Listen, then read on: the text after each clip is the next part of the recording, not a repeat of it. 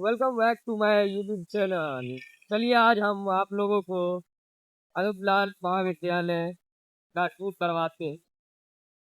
जैसे कि आप सब देख सकते हो हम घर से निकल चुके हैं और हम जा रहे हैं त्रिवेणीगंज अनुपलाल महाविद्यालय अपना कॉलेज।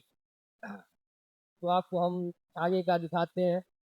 रास्ता कितना खराब है जिसके कारण पानी लगा हुआ है, रात का पानी अभी तक लगा हुआ है। तो और रास्ता इधर बिहार में ऐसे ही कुछ जगह ऐसे ही खराब है जिसको कोई देखभाल करने वाला नहीं है। चलिए ये सब को छोड़िए और आगे ध्यान दीजिए। आगे का ये रोड पूरा क्लियर है। यहाँ आपको सब्जी मंडी हो गया सुपौल जिले का।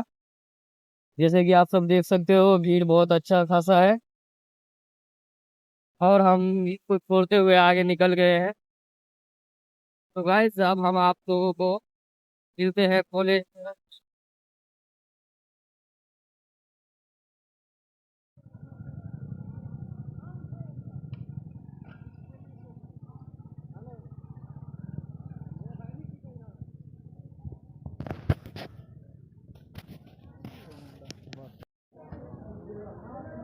आप देखो तो भीड़ तखन जमा करे जो रसीद करते